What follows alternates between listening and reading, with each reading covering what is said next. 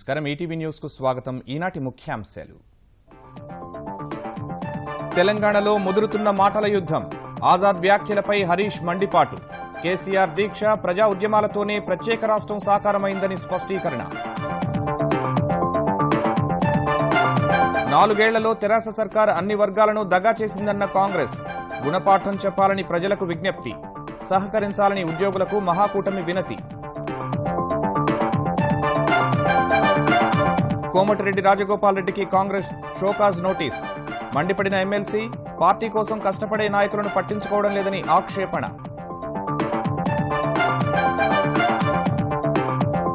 October 9 నుంచి ఏపీలో 15వ ఆర్థిక సంఘం ప్రతినిధుల పర్యటన. రాష్ట్రానికి న్యాయం చేసే విధంగా నివేదిక అందజేయాలని అధికారులకు చంద్రబాబు సూచన.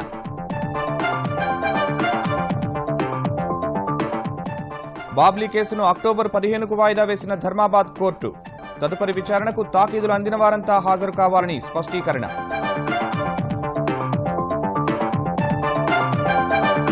దక్షిణ కశ్మీర్లో తెగబడిన హిజ్బుల్ ఉగ్రవాదులు. 3 పోలీసు అధికారుల దారుణ హత్య. పాక్తో విదేశాంగ మంత్రుల స్థాయి సమావేశాన్ని రద్దు చేసిన భారత్.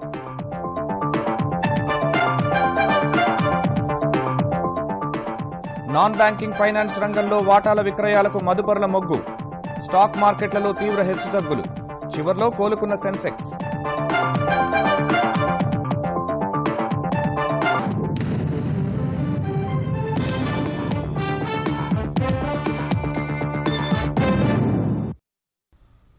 తెలంగాణ రాష్ట్ర సాధనలో తెరాస పాత్ర ఏమీ లేదన్న ఏఐసీసీ ప్రధాన కార్యదర్శి గులాం నబీ ఆజాద్ వ్యాఖ్యలపై తెరాస నేతలు మండిపడుతున్నారు. కేసీఆర్ దీక్ష చేయకుంటే తెలంగాణ ఇచ్చేవారా అని కాంగ్రెస్ నేతలను ప్రశ్నిస్తున్నారు. తెలంగాణ ఏర్పాటులో పాత్ర లేదంటున్న నాయకులు ఆంధ్రప్రదేశ్కు ఇస్తున్నట్టు తెలంగాణకు కూడా ప్రత్యేక హోదా ఇస్తామని కాంగ్రెస్ నేతలు ఎందుకు చెప్పడం లేదని సిద్దిపేట నియోజకవర్గంలో నిర్వహించిన ప్రచారంలో తెలంగాణ నీటిపారుదల శాఖ మంత్రి హరీష్ రావు నిలదీశారు. ఎల్లుపల్లి, ఇబ్రహీంపూర్ గ్రామాల్లో హరీష్ పర్యటించగా తమ పల్లెను దత్తత తీసుకుని అభివృద్ధిలో ఆదర్శంగా నిలిపిన హరీష్ ను ఇబ్రహీంపూర్ వాసులు అశ్వరథంపై ఊరేగించారు. గొల్ల కుర్మలు, డోళ్లు, డప్పులు, బతుకమ్మలు, బోనాలతో ఊరేగించారు. అనంతరం నిర్వహించిన సభలో మాట్లాడిన హరీష్ ఆజాద్ వ్యాఖ్యలపై విరుచుకుపడ్డారు. గులాబీ జెండానే లేకపోతే, కేసీఆర్ దీక్షనే లేకపోతే ఢిల్లీకి తెలంగాణ ప్రకటన వచ్చేదా? రాహుల్ గాంధీ ఆంధ్రాకు ప్రత్యేక హోదా ఇస్తా అంటుండు తప్ప తెలంగాణకు కూడా పరిశ్రమల్లో ఆంధ్రతో సమానంగా రాయితీలు కల్పిస్తామనే మాట ఎందుకు కాంగ్రెస్ పార్టీ చెప్పట్లేదో ఆజాద్ గారు సమాధానం చెప్పాలి. ఒకవేళ కాంగ్రెస్ గెలిస్తే ఏమైతుంది? ఈ తెలంగాణను ఆంధ్రబాబు చంద్రబాబు పాదాల దగ్గర తాకట్టు పెట్టారు. అంటే మన ఏళ్ళతో మన కన్ను కొడుచుకున్నట్టు. ఇప్పటికైనా పారిశ్రమలకు సంబంధించిన రాయితీలు ఆంధ్రతో సమానంగా తెలంగాణకు ఇస్తామనే స్పష్టత కాంగ్రెస్ పార్టీ ఇవ్వాలి. ఇయ్యకపోతే జనం ఎక్కడికక్కడ కాంగ్రెస్ పార్టీ నిలదీస్తారు. ఖమ్మం జిల్లా సత్తుపల్లి నియోజకవర్గంలో టీఆర్ఎస్ అభ్యర్థి పిడమర్తి రవి గెలుపు జిల్లా ప్రతిష్టతో ముడిపడి ఉందని తెలంగాణ రహదారులు, భవనాల శాఖ మంత్రి తుమ్మల నాగేశ్వరరావు అన్నారు. సత్తుపల్లిలో నియోజకవర్గ స్థాయి కార్యకర్తల భేటీలో పాల్గొన్న తుమ్మల సత్తుపల్లిలో తెరాస విజయం సాధించకుంటే మంత్రి పదవిని స్వీకరించరని పేర్కొన్నారు. ఈ రాజకీయ పోరాటంలో సత్తుపల్లిని గెలిపిస్తారనే పూర్తి విశ్వాసంతో ముఖ్యమంత్రి గారికి మాట ఇచ్చానని చెప్పి కూడా మీకు ఈ సందర్భంగా మనం చేస్తున్నాం. జిల్లాలో అన్ని సీట్లు గెలవటం ఎంత ముఖ్యమో సత్తుపల్లి అంతకంటే ముఖ్యమని చెప్పి కూడా మీకు ఈ సందర్భంగా మనం చేస్తున్నాం. ఒకవేళ మీరు ఆషామాషిగా తీసుకుంటే మీ మనిషి తుమ్మల నాగేశ్వరరావు వచ్చే కేబినెట్ లో ఉండడం అని చెప్పి కూడా మీకు ఈ సందర్భంగా మనం చేస్తున్నాం. కాబట్టి మీరే తుమ్మల నాగేశ్వరరావు లై, మీరే కేసీఆర్ లై ఈ పార్టీని గెలిపించుకోవాల్సిన అవసరం ఉంటుంది. హామీలు నెరవేర్చకుండా అన్ని వర్గాల ప్రజల్ని మోసం చేసిన తెరాసకు ఎన్నికల్లో గుణపాఠం చెప్పాలని తెలంగాణ పీసీసీ అధ్యక్షుడు ఉత్తమ్ కుమార్ రెడ్డి కోరారు. హైదరాబాద్ గాంధీభవన్లో నిర్వహించిన కార్యక్రమంలో మాజీ ఎంపీ రమేష్ రాథోడ్, ప్రముఖ పారిశ్రామికవేత్త నాగం తిరుపతి సహా పలువురు నాయకులను కండువా కప్పి కాంగ్రెస్లోకి ఆహ్వానించారు. అనంతరం మాట్లాడిన ఆయన ప్రజా హక్కుల్ని కాలరాస్తున్న తెరాస ప్రభుత్వాన్ని ఇంటికి సాగనంపే సమయం ఆసనమైందని ధ్వజమెత్తారు. కాంగ్రెస్ పార్టీ అధికారంలోకి రాగానే రైతులకు ఏకకాలంలో 2 లక్షల రూపాయల రుణమాఫీ చేస్తామని, 1 లక్ష ఉద్యోగాలు భర్తీ చేస్తామని చెప్పారు. ప్రజాస్వామ్యం అపహాస్యం చేసిన కేసీఆర్ సర్కార్ను వెంటనే కూలదోయాల్సిన అవసరం ఉందని ఆ పార్టీ సీనియర్ నేత జానారెడ్డి వ్యాఖ్యానించారు.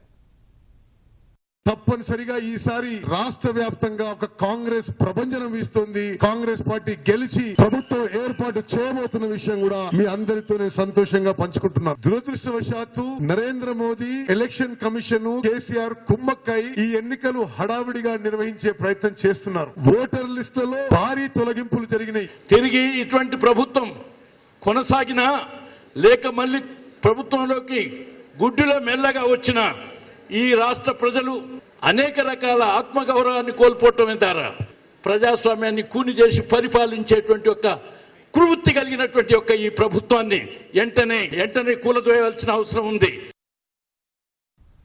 తెలంగాణలో అధికారంలోకి రాగానే ఉద్యోగుల భాగస్వామ్య పెన్షన్ సిపిఎస్ రద్దు సహా ఉద్యోగుల డిమాండ్లన్నీ నెరవేరుస్తామని మహాకూటమి నేతలు ప్రకటించారు. తెలంగాణ ఎంప్లాయీస్ అసోసియేషన్ 17వ వార్షికోత్సవ సమావేశానికి హాజరైన మహాకూటమి నేతలు తెలంగాణ రాష్ట్ర సాధనలో ఉద్యోగుల పాత్రను కొనియాడారు.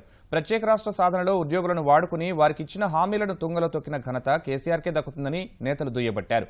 ఉద్యోగుల న్యాయబద్ధ డిమాండ్ల పరిష్కారం కోసం పోరాడుతున్న తెలంగాణ ఎంప్లాయీస్ అసోసియేషన్ కు ప్రభుత్వ గుర్తింపు ఇస్తామని తెలంగాణ జనసమితి అధ్యక్షుడు కోదండరాం ప్రకటించారు. మహాకూటమి అధికారంలోకి రాగానే సిపిఎస్ రద్దు సహా ఉద్యోగులకు ఆమోదయోగ్యమైన ఐఆర్, పీఆర్సీ ప్రకటిస్తామని తెలంగాణ పీసీసీ అధ్యక్షుడు ఉత్తమ్ కుమార్ రెడ్డి హామీ ఇచ్చారు.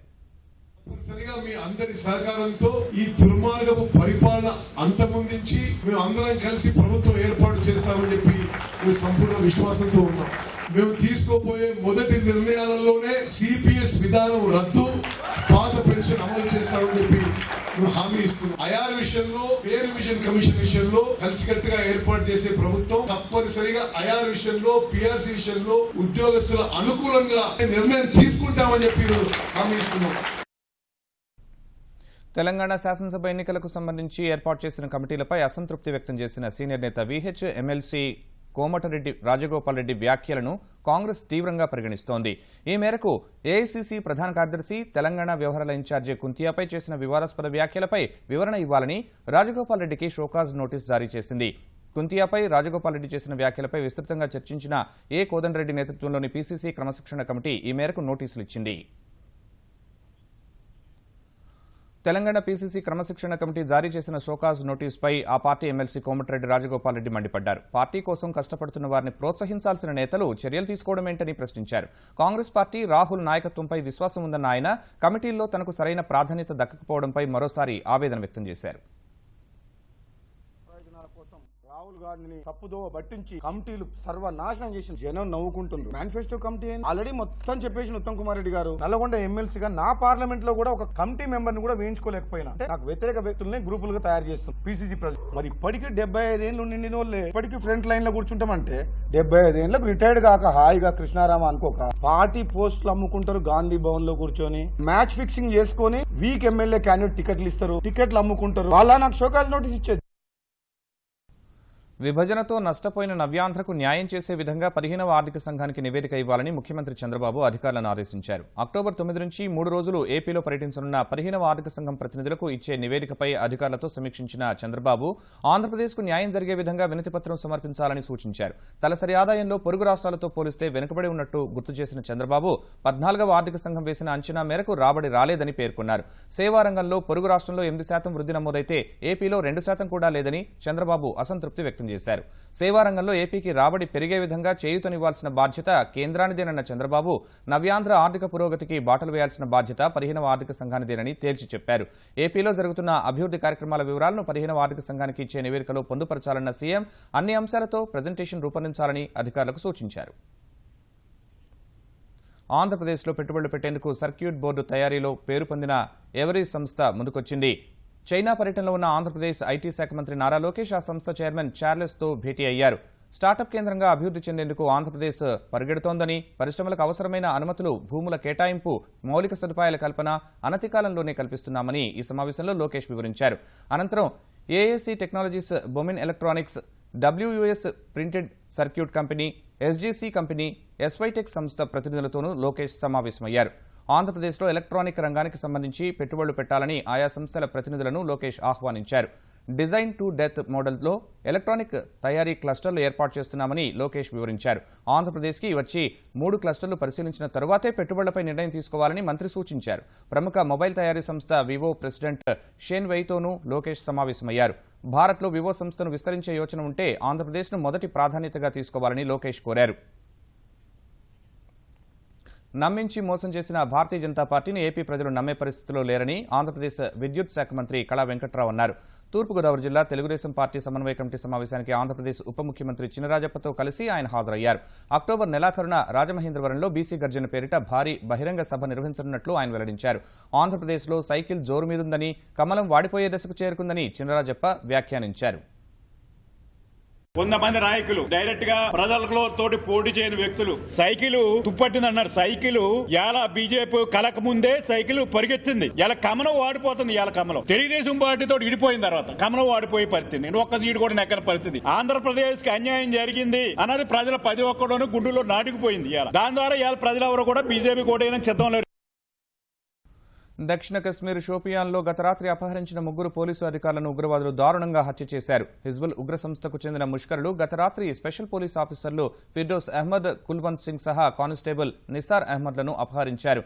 ఈ సమాచారం తెలిసిన వెంటనే రంగంలోకి దిగిన భద్రతా దళాలు ముమ్మర గాలింపు చేపట్టాయి. చివరకు వాంగమనే గ్రామానికి కిలోమీటర్ దూరంలోని అటవీ ప్రాంతంలో 3 మృతదేహాలను కనుగొన్నారు.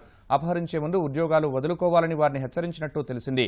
3 అపహరించే ముందు స్థానికులు వారిని వదిలిపెట్టాలని వేడుకున్నప్పటికీ ఉగ్రవాదులు వినలేదని పోలీసులు తెలిపారు. ఆ తర్వాత 3 అపహరించిన బంటగుండ్ గ్రామ సమీపంలోని నదిని దాటిన వెంటనే వారిని చంపేసినట్టు వెల్లడించారు. 3 వారాల క్రితం కూడా ఉగ్రవాదులు 3 పోలీసు అధికారులు సహా 8 మంది పోలీసుల కుటుంబ సభ్యులను అపహరించారు. పోలీసుల అదుపులో ఉన్న ఉగ్రవాదుల కుటుంబ సభ్యులను విడుదల చేసిన తరువాతే వారిని వదిలిపెట్టారు. ఈసారి మాత్రం అపహరించిన 3 అధికారులను హత్య చేయడం ప్రాధాన్యం సంతరించుకుంది.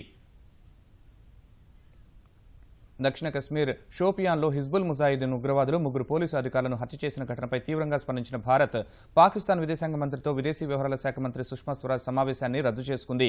పాక్ ప్రధాని ఇమ్రాన్ ఖాన్ రాసిన లేఖను దృష్టిలో పెట్టుకుని ఐక్యరాజ్యసమితి సర్వప్రతినిధి సభ సమావేశాలకు హాజరు కానున్న సుష్మా పాక్ విదేశాంగ మంత్రి ఖురేషీతో సమావేశమవుతారని నిన్న ప్రకటించింది. అయితే పాక్ పెంచి పోషిస్తున్న ఉగ్ర సంస్థలకు చెందిన ముష్కర్లు కశ్మీర్లో 3 పోలీసులను దారుణంగా హత్య చేయడం, కశ్మీరీ ఉగ్రవాది బుర్హాన్ వానీని కీర్తిస్తూ పాక్ పోస్టల్ స్టాంప్ను విడుదల చేసిన వేళ విదేశీ వ్యవహారాల మంత్రుల భేటీని రద్దు చేసుకుంటున్నట్టు కేంద్రం ప్రకటించింది.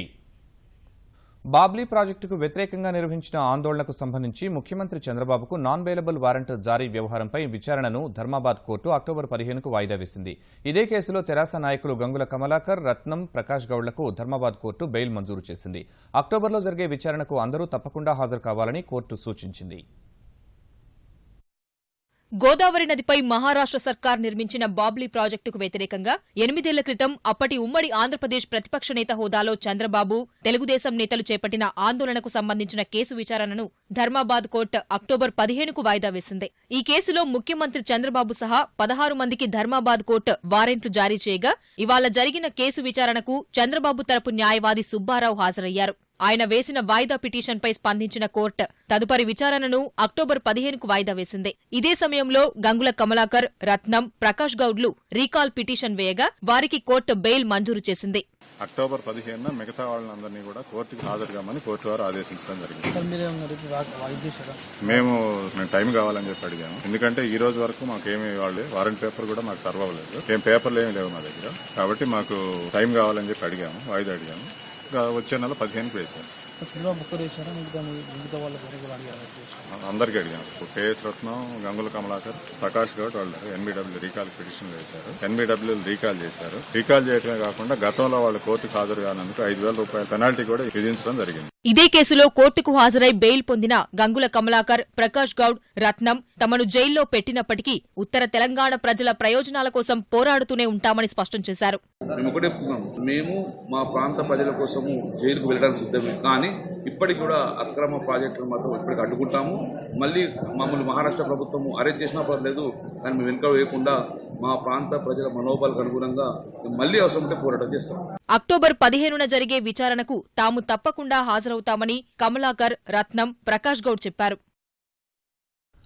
ప్రబోధానంద ఆశ్రమ వివాదానికి సంబంధించి Anantapuram MP JC Diwakar Reddy, police అధికారుల సంఘం మధ్య మాటల యుద్ధం కొనసాగుతోంది. విధ్వంసం సమయంలో పోలీసులు వ్యవహరించిన తీరును తప్పుపట్టిన ఎంపీని ఉద్దేశించి పోలీసు అధికారుల సంఘం తీవ్రంగా స్పందించగా జేసీ వారిపై మండిపడ్డారు. కళ్లెదుటే హత్య జరుగుతుంటే మీసాలు తిప్పిన పోలీసు ఎక్కడికెళ్లాడంటూ వారిని ప్రశ్నించారు. నాలుక కోస్తానన్న మాధవ్ తన చుట్టూ ఎన్నిసార్లు తిరిగాడో వస్తే చెప్తానంటూ జేసీ సవాల్ విసిరారు. నా కంటి ముందరా, నీ కంటి ముందరా హత్య చేస్తే మీరు దూరంగా పరిగెత్తిపోతారా? వెహికల్స్ ధ్వంసం చేస్తే 200 మంది ఇంత దంపు ఆయుధాలతో ఏమి చేశారు? ఎందుకే జుట్టు పీక్కుంటారు? ఈ మహానుభావుడు మీ ఇసం తిప్పి తస్మా జాగ్రత్త. నేలక చెప్పు స్వామి, ఎక్కడ రావాలా? మీ ఇంటికి రావాలా? నీ పోలీస్ స్టేషన్ రావాలా? లేకపోతే నువ్వు పుట్టిన ఊరికి రావాలా? లేకపోతే అనంతపురం టౌన్ క్లాస్ దగ్గర ఎప్పుడో చెప్పు. ఆంధ్రప్రదేశ్లో 10వ తరగతి చదివే విద్యార్థులందరికీ ప్రభుత్వమే పాస్పోర్ట్లు అందించనుందని ఆంధ్రప్రదేశ్ మానవ వనరుల శాఖ మంత్రి గంటా శ్రీనివాసరావు చెప్పారు. గుంటూరు ఆచార్య నాగార్జున విశ్వవిద్యాలయంలో నూతనంగా నిర్మించిన భవనాలను ప్రారంభించిన మంత్రి ఇటీవలే కొందరు కేజీవీబీ విద్యార్థులకు అమెరికాకు చెందిన నాసాకు వెళ్లే అవకాశం వచ్చినా వీసా జారీలో జాప్యం వల్లే వెళ్లలేకపోయారని గుర్తు చేశారు. ఇకపై ప్రభుత్వమే పాస్పోర్ట్లు అందజేయనుందని మంత్రి చెప్పారు. స్కూల్స్ నుంచే మొత్తం డిపార్ట్మెంట్ నుంచే మొత్తం ప్రాసెస్ చేసి ఎవరైతే 10th క్లాస్ పాస్ అవుతా ఉన్నారో వాళ్ళందరూ కూడా గవర్నమెంటే ఒక బల్క్ కింద మొత్తం ఆల్ స్టూడెంట్స్ కి పాస్పోర్ట్ ఇచ్చే ఆలోచన కూడా ఈరోజు గవర్నమెంట్ చేస్తాం. నేషనల్ లెవెల్లో ఉన్న బెస్ట్ ఇన్స్టిట్యూట్స్ అన్ని కూడా ఆంధ్రప్రదేశ్ కి దట్టు అమరావతికి దాదాపు ఒక 12 స్కూల్స్ కి ల్యాండ్ అలొకేషన్ కూడా చేయడం జరిగింది.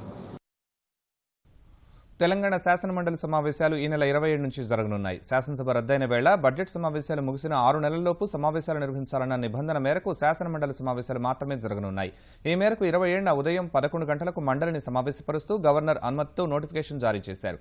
పని దినాలు, చర్చించే అంశాలు, అజెండాను సభా వ్యవహారాల సలహా సంఘం సమావేశంలో ఖరారు చేయనున్నారు.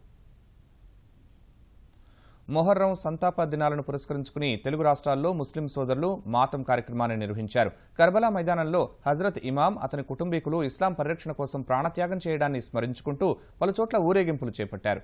హైదరాబాద్ దబీర్పురాలోని ఆలావా బీబీ నుంచి బీబీకా ఆలం వరకు షియా ముస్లింలు ఏనుగుల ఊరేగింపు నిర్వహించారు. మీర్ చౌక్, చార్మినార్ మీదుగా చాదర్ ఘాట్ వరకు ఊరేగింపు సాగింది. విజయవాడ, మచిలీపట్నం, కర్నూలు, కడప తదితర ప్రాంతాల్లో కూడా ఊరేగింపులు నిర్వహించారు.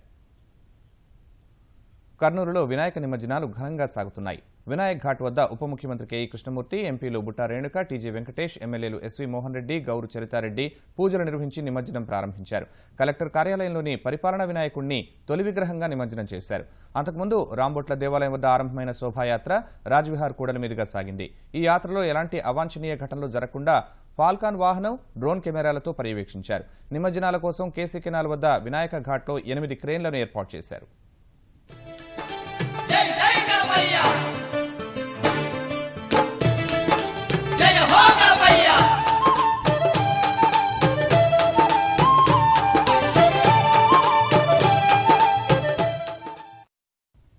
తిరుమలలో 9 రోజులు భక్తజన రంజకంగా సాగిన శ్రీవారి బ్రహ్మోత్సవాలు ముగిశాయి. వేద పండితుల మంత్రోచ్చారణలు, మంగళవాద్యాల మధ్య ఈ నెల 13న ధ్వజారోహణంతో మొదలైన ఈ ఉత్సవాల్లో ఆ బ్రహ్మాండ నాయకుడు 9 రోజులు వేర్వేరు వాహన సేవలు అందుకున్నారు. ఈ ఉదయం శ్రీవారి పుష్కరిణిలో చక్రస్నాన కార్యక్రమాన్ని నిర్వహించారు. తెల్లవారుజామునే శ్రీవారి ఆలయం నుంచి శ్రీదేవి, భూదేవి సమేత మలయప్ప స్వామిని వరాహ పుష్కరిణి వరకు ఊరేగింపుగా తీసుకుని వచ్చారు. అక్కడ ఉత్సవమూర్తులు, చక్రతాళ్వారుకు అభిషేకాలు, స్నపన తిరుమంజనం నిర్వహించారు. తర్వాత మంగళవాద్యాలు, వేద మంత్రోచ్చారణల మధ్య పెదజీయర్ సమక్షంలో అర్చకులు చక్రతాళ్వారుకు పుష్కర స్నానం చేయించారు. కాసేపటి క్రితం నిర్వహించిన ధ్వజ అవరోహణంతో వార్షిక బ్రహ్మోత్సవాలకు ముగింపు పలికారు.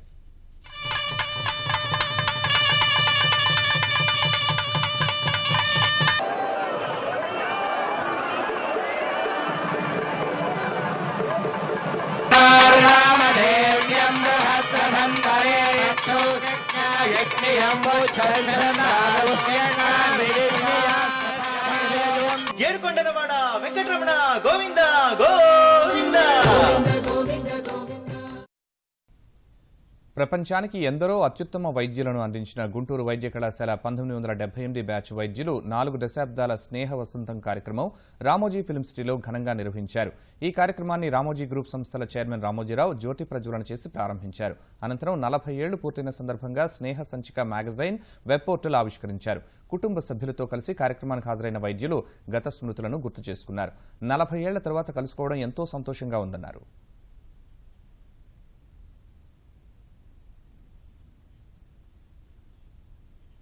టాంజానియాలోని విక్టోరియా సరస్సులో పడవ మునిగిన ప్రమాదంలో 100 మందికి పైగా జలసమాధి అయ్యారు. ఉకారా నుంచి బయలుదేరిన ఓ పడవ విక్టోరియా సరస్సులో ప్రయాణిస్తూ తన గమ్యాన్ని చేరుకోవడానికి కొద్ది నిమిషాల ముందు ఒక్కసారిగా మునిగిపోయింది. ఈ సమాచారం తెలుసుకుని వెంటనే అక్కడికి చేరుకున్న సహాయ బృందాలు 37 మందిని రక్షించాయి. మరో 100 మందికి పైనే మృతదేహాలను బయటకు తీశారు. కేవలం 100 మందిని తీసుకువెళ్లే పడవలో ప్రమాదానికి ముందు 200 మంది ప్రయాణికులు సహా సిమెంటు, మొక్కజొన్న, అరటిపళ్లు తీసుకువెళ్తున్నట్టు తెలుస్తుండగా ప్రయాణికుల సంఖ్యపై ఖచ్చితమైన సమాచారం లేదని అధికారులు చెబుతున్నారు. గల్లంతైన వారి కోసం గాలింపు చర్యలు కొనసాగిస్తున్నట్టు వివరించారు.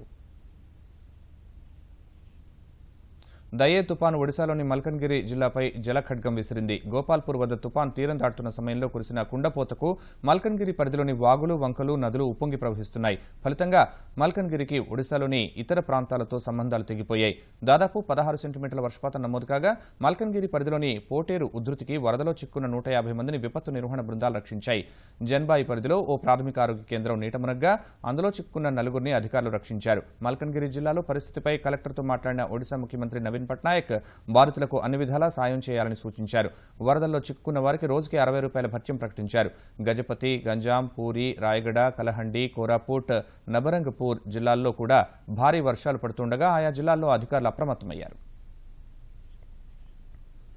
అసోంలో విద్యుత్ సిబ్బంది నిర్లక్ష్యం 6 నిండు ప్రాణాలను తీసింది. నగావ్ జిల్లా రుపోహి గ్రామ పరిసరాల్లోని చెరువుపై నుంచి వెళుతున్న హై వోల్టేజీ కరెంటు వైరు కింద నీటికి తగలడంతో అందులో చేపలు పట్టేందుకు వెళ్లిన 6 మత్స్యకారులు అక్కడికక్కడే ప్రాణాలు కోల్పోయారు. మరో 6 తీవ్ర గాయాలతో ఆసుపత్రి పాలయ్యారు. ఈ పరిణామంపై ఆగ్రహించిన గ్రామస్తులు సమీపంలోని సబ్స్టేషన్ కార్యాలయం వద్ద ఆందోళనకు దిగారు. అక్కడే ఉన్న విద్యుత్ అధికారి వాహనాన్ని ధ్వంసం చేశారు.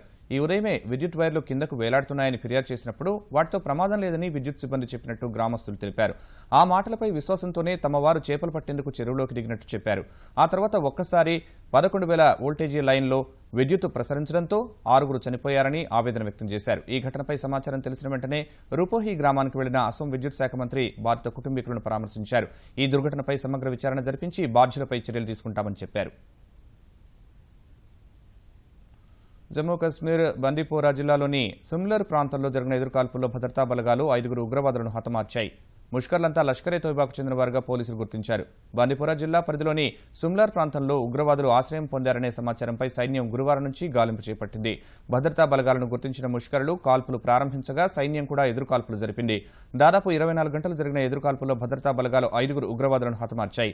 5 ఉగ్రవాదులు ఇటీవలే నియంత్రణ రేఖను దాటి భారత్లోకి ప్రవేశించినట్లు వెల్లడించిన సైనిక అధికారులు ఉగ్రవాదులు కశ్మీర్ లోయలోని వివిధ ప్రాంతాలకు వెళ్లేందుకు ప్రణాళిక వేసుకున్నట్టు తెలిపారు.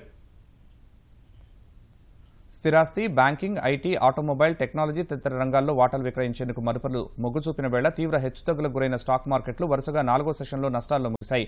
క్రితం 3 సెషన్లలో 969 పాయింట్లు కోల్పోయిన సెన్సెక్స్ ఇవాళ మరో 280 పాయింట్లు నష్టపోయింది. ఈ ఉదయం 37,279 పాయింట్ల వద్ద కాస్త ఉత్సాహంగానే ప్రారంభమైన సూచీ మొదట్లో లభించిన కొనుగోళ్ల మద్దతుతో చాలాసేపు అదే ఊపును కొనసాగించింది. ఒక దశలో 37,489 పాయింట్ల గరిష్ట స్థాయిని తాకిన సూచీ మధ్యాహ్నం తర్వాత ఒక్కసారిగా అమ్మకాల ఒత్తిడికి గురైంది. ద్రవ్య సంక్షోభం కారణంగా నాన్ బ్యాంకింగ్ ఫైనాన్స్ సంస్థల వాటాలు విక్రయించేందుకు మదుపర్లు మొగ్గు చూపగా సెన్సెక్స్ ఒక్కసారి 1,128 పాయింట్లు పతనమైంది. ప్రధానంగా దివాన్ హౌసింగ్ ఫైనాన్స్ లిమిటెడ్ షేరు ధర ఒక దశలో దాదాపు 60% వరకు క్షీణించింది. ఈ పరిస్థితిలో 35,994 పాయింట్ల కనిష్ట స్థాయిని తాకిన సూచీ కాసేపటికే కోలుకుని 36,841 పాయింట్ల వద్ద ముగిసింది. జాతీయ స్టాక్ ఎక్స్చేంజ్ సూచీ నిఫ్టీ ఒక దశలో 368 పాయింట్లు కోల్పోయి 11,000 మైలురాయి దిగువకు చేరినప్పటికీ చివరికి 91 పాయింట్ల నష్టంతో 11,143 పాయింట్ల వద్ద స్థిరపడింది. ఈటీవీ న్యూస్ సమాప్తం. నమస్కారం.